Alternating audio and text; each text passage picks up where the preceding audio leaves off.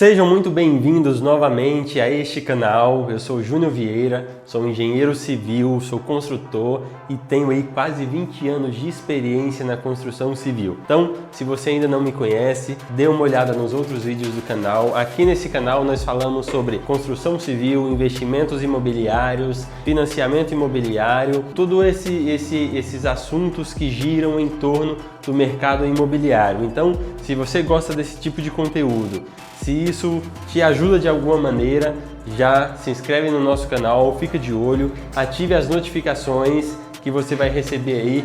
Toda vez que chegar um vídeo novo, você vai receber de antemão. E o tema do vídeo de hoje foi o segundo tema mais votado na enquete que nós fizemos lá no nosso Instagram. Então, se você ainda não nos segue, tem o link aqui embaixo. Já nos siga no Instagram que você vai acompanhar algumas dicas bem legais lá também. E nós fizemos essa enquete e o tema de hoje foi o segundo mais votado. E sobre o que nós vamos falar especificamente? Hoje nós vamos falar sobre um assunto que talvez seja aí o calcanhar de Aquiles de quem pensa em construir ou reformar. E olha aqui, ó, obra é igual pesadelo. Quem aí nunca teve um problema ou conhece uma pessoa que teve problema com uma obra, com uma construção, com uma reforma, seja lá o que for, falando de construção civil? Eu tenho certeza absoluta que você conhece. Pode ter sido você mesmo, seu pai, um tio, seu sogro, sua sogra, alguém próximo a você já teve problema na obra, seja com prestador de serviço, seja na compra de materiais, seja com engenheiro, seja na qualidade dos serviços que foram ali prestados. E o vídeo de hoje nós vamos falar sobre gerenciamento de obras, como gerenciar a minha obra mesmo não sendo especialista na área. Então, se você acha e se você precisa desse tipo de conteúdo, fique aí até o final, que vai ser uma aula para você começar a sua obra, a sua reforma e minimizar os seus problemas. Então vamos lá, vem comigo!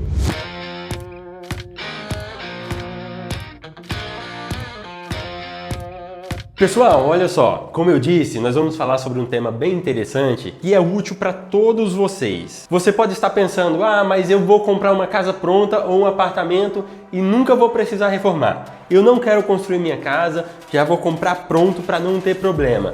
Mas deixa eu te dar uma notícia, mais cedo ou mais tarde, queira você ou não, você vai precisar fazer uma obra na sua casa ou no seu apartamento.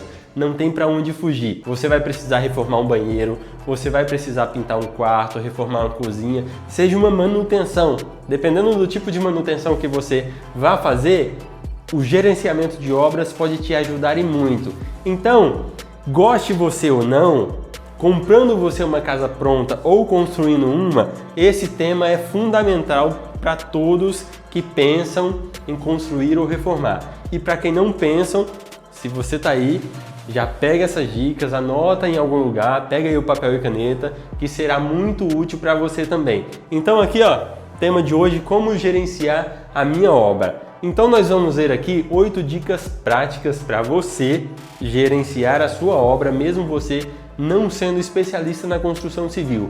Você que é o proprietário da casa, você que é aí o dono da construção, você vai conseguir de maneira muito mais prática gerenciar a sua obra e evitar uma série de problemas, uma série de dor de cabeças. Então vamos lá? Vamos para a primeira dica de hoje. Lembrando que são 8 dicas práticas para você gerenciar a sua obra. Pessoal, dica de número 1. Olha só, entenda seu projeto. Nós estamos partindo do princípio que você, que vai construir ou reformar, já tenha um projeto pronto. Porque se você não tem, as coisas ficam um pouco mais complicadas. Mas aqui eu quero abrir um parêntese e dizer uma coisa também. Para quem vai fazer obras muito pequenas, não tem necessidade de um projeto. Como por exemplo, eu vou pintar o meu apartamento, preciso contratar um arquiteto e fazer um projeto?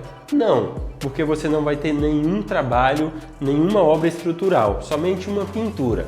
Nesse caso, é claro que você não vai fazer um projeto, mas você precisa ter minimamente escrito o que você vai fazer. Ou seja, você mesmo pode pegar aí um papel, a caneta, ou no computador, no celular, descrever o que você vai fazer.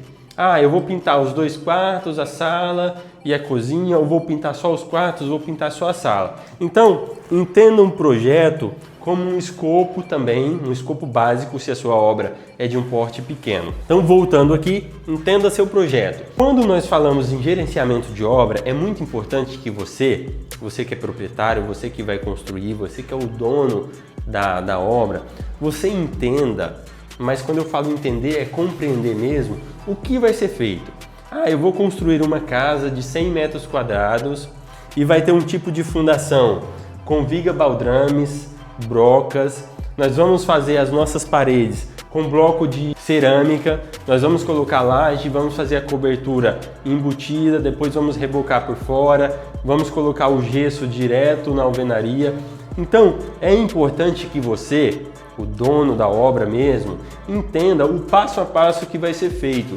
E aqui nós temos uma série de documentos que podem te ajudar. Na hora da contratação do seu projeto, você já pode pedir para o seu arquiteto ou engenheiro que ele desenvolva alguns documentos que te auxiliem, como por exemplo, memorial descritivo. É um documento que vai ter todo o passo a passo e o que será feito exatamente na tua construção. Isso serve tanto para reforma quanto para uma construção nova também. Esse memorial descritivo ele vai desde o início da obra até a finalização, passando da preparação do terreno, fundação, alvenaria, telhado, acabamento e as entregas da chave para você. Então o memorial descritivo é indispensável para todo tipo de obra, porque é com ele que você vai se nortear para fazer orçamentos, para compra de material, para uma série de coisas. Então, primeiro passo, entendendo o projeto, você precisa de um memorial descritivo, o que será feito e como será feito. Segundo documento, quantitativo de material. É um documento que vai te ajudar a quantificar. Você vai saber o quanto você vai comprar de cada tipo de material. Ah, eu preciso de 2.000 blocos. Isso vai estar no seu quantitativo de material. Eu preciso de 100 telhas para fazer a cobertura. Eu preciso de 200 metros de piso cerâmico. Tudo isso pode ser feito pelo seu arquiteto ou engenheiro, aquele que desenvolveu o seu projeto. Então, o quantitativo de material, ele vai te ajudar a entender o seu projeto também e te auxiliar na elaboração de propostas para a compra de materiais. Então, mais um item indispensável para você compreender o seu projeto. E por último, não menos importante, um cronograma. Esse cronograma pode ser também um cronograma físico-financeiro, que ele vai aliar as etapas de obra aos pagamentos para o seu prestador de serviço. Então você vai entender com o cronograma de obras cada etapa, o tempo de cada etapa e quanto vai custar para você cada etapa da obra. Então, primeira dica, entendendo o seu projeto, você precisa compreender bem o que você está fazendo, desenvolver um memorial descritivo, um quantitativo de material e um cronograma físico-financeiro bem feito. E você precisa estar por dentro disso. Legal? Compreenderam aí? Vamos para a segunda dica. Segunda dica que nós vamos falar agora, que talvez seja a maior dor de todos hoje que pensam em construir ou reformar. Contratação de mão de obra. Porque mão de obra para construção civil está muito complicado, está difícil. Nós não estamos conseguindo renovar os nossos profissionais da construção civil. Então, um pedreiro, um eletricista, um encanador, um gesseiro está ficando cada vez mais raro. E, consequência disso, os preços estão cada vez mais altos também. Mas, enfim, nós precisamos, aqui na segunda dica, lembrando que a primeira dica foi sobre entender o seu projeto. Contratação de mão de obra precisa ser muito bem feita, porque senão você vai ter muito problema. E aí é na mão de obra que mora talvez o maior perigo, que é a qualidade dos serviços, ou se não, a responsabilidade de execução dos serviços.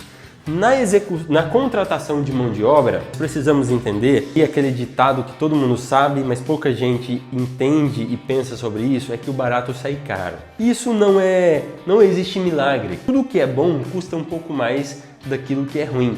Seja um carro, seja um celular, seja uma roupa. O que é muito bom, o que é valorizado, ele custa um pouco mais caro. E com a mão de obra não é diferente. Então, na contratação de mão de obra, o que é que nós precisamos? Em primeiro lugar, você, o proprietário, aquele que vai construir ou reformar, precisa explicar para aquela pessoa que você está chamando para dar um orçamento o que você quer. Mostre a ele memorial descritivo, cronograma, tudo que você desenvolveu no primeiro passo e pergunte a ele o que ele faz, se ele faz tudo. Ah, o seu empreiteiro faz o gesso, ele faz elétrica. Talvez alguns não façam, você tem que escolher ou ir atrás de outros profissionais. Mas enfim, e peça para ele elaborar um orçamento de tudo que ele faz. Mas na hora da contratação efetiva, você tem que buscar referências do trabalho desse profissional. E eu indico a você que você procure profissionais por indicação mesmo. Pergunte para o engenheiro, pergunte para o seu arquiteto, pergunte para os seus familiares, né? Todo mundo aí conhece alguém que já fez obras. E se você perguntar, você terá referências positivas ou negativas. Pergunta lá para o seu tio, ah tio, o seu pedreiro lá que fez a obra foi bom? Se for ruim, ele vai falar. Então é uma pessoa que você não vai atrás. Então, a contratação de mão de obra precisa ser muito bem feita. Você precisa estipular exatamente o que o cara vai fazer, o seu empreiteiro. Faça um contrato, peça para ele desenvolver um contrato, especificando tudo o que ele vai fazer, os prazos, os valores, para poder efetuar efetivamente a contratação da sua mão de obra, tá? Busque referências, exija um contrato formal, peça para ele assinar, seja empresa ou seja pessoa física, e juntamente com o seu prestador de serviços, afine aquele cronograma que você fez lá no início, tá? Então pega a dica aí, ó, pega a visão. Contrato formal, cronograma revisado com o seu prestador e referências, isso é muito importante. Agora vamos para a terceira dica. Uma vez que você contratou a sua mão de obra, você precisa afinar algumas coisas. E talvez o mais importante disso, falando da relação sua com o seu prestador de serviço ou com os seus prestadores, é a organização do seu cronograma. Você vai precisar chamar os seus prestadores, o seu empreiteiro, o seu eletricista, o seu gesseiro, seja lá a quantidade de pessoas que você contratou. Se o seu empreiteiro fizer tudo isso, você vai sentar só com ele. Se você vai precisar contratar outras pessoas, seria bom todo mundo fazer parte. Se você tem um engenheiro, um arquiteto fazendo parte da obra com você, convoque ele também para participar disso. Organize o seu cronograma. Sente com todos os prestadores numa mesa e converse com eles sobre os prazos. Quanto tempo cada um precisa para efetuar o seu trabalho. Considere alguns imprevistos, como chuva, como atraso de material, como atraso na obra, que muitas vezes acontece, mas é importantíssimo, porque todo mundo vai estar ciente do que foi conversado e isso pode até mesmo um prestador ajudar no serviço do outro, com ideias, com algumas dicas. Então é importantíssimo que você reúna todo mundo e organize. A gente fez o cronograma lá na primeira etapa, na primeira dica, mas aqui, depois da contratação da mão de obra, você vai afinar esse cronograma com todo mundo, tá? Então senta com todo mundo, convoca todo mundo. Ah, Júnior, mas eu não contratei todo mundo ainda. Você pode chamar para conversa o seu principal empreiteiro, aquele que vai ficar o maior tempo na sua obra, e tentar organizar isso com ele. Ele tem uma noção de quanto tempo o gesseiro pode demorar para passar o gesso na sua casa, quanto tempo o eletricista vai levar para fazer a parte elétrica. Você sentando com ele, você vai conseguir ter esses parâmetros. Então, terceira dica, organização do seu cronograma. Legal? Estão pegando aí? Agora vamos para a quarta dica. Dica de número 4. Essa está quase no meio e talvez seja uma das mais importantes. Olha só, controle de custos. Pessoal, quando nós vamos construir ou reformar, eu já falei em outros vídeos aqui do nosso canal, o primeiro passo de tudo é a gente fazer um estudo de viabilidade e entender quanto eu tenho de recurso, quanto de dinheiro eu tenho disponível para fazer a minha construção. Então, nós estamos partindo aqui do pressuposto que você já tenha isso definido. Então, Júnior, eu tenho aqui para minha obra de reforma ou construção R$200 mil. Então nós estamos falando sobre isso. Nós vamos controlar os nossos custos.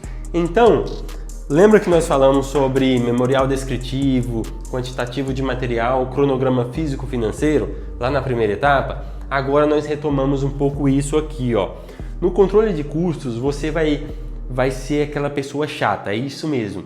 Nós precisamos ser chatos para termos resultados positivos. Isso em quase todas as áreas da nossa vida. Disciplina. Então você vai precisar controlar muito bem isso na compra dos seus materiais, na mão de obra. Quando você tem todos aqueles documentos que nós falamos no início, isso fica muito mais fácil, porque você de antemão já vai discriminar tudo e vai conseguir, junto com seu empreiteiro e com seus prestadores de serviço, precificar o maior número de serviços possíveis e materiais também. Só que na hora da execução pode ter um imprevisto ou outro. Então aqui, ó, você precisa, junto com seu orçamento prévio e controlando fase a fase da sua obra, o que está sendo comprado e o que está sendo gasto e ver se isso está batendo com aquilo que tinha sido planejado. Então, controle de custos. Aqui também você vai organizar, e aí eu dou uma dica bem prática aqui do nosso dia a dia. Compra uma pasta, aquelas pastas plásticas, separa ela, coloca uma etiqueta bem grande e coloca obra de reforma do meu apartamento, obra de construção da minha casa. E nessa pasta você vai guardar tudo. Você vai guardar as notas fiscais de materiais, recibos de pagamento ali do seu prestador de serviço. Se você gostar aí de fazer isso de maneira digital, crie uma pasta no seu computador, no seu telefone mesmo e vai organizando isso. A organização, ela te poupa de muito problema futuro. E com isso, você vai conseguir controlar os custos da sua obra e você vai perceber se está fugindo aqui do seu orçamento que você tinha previsto.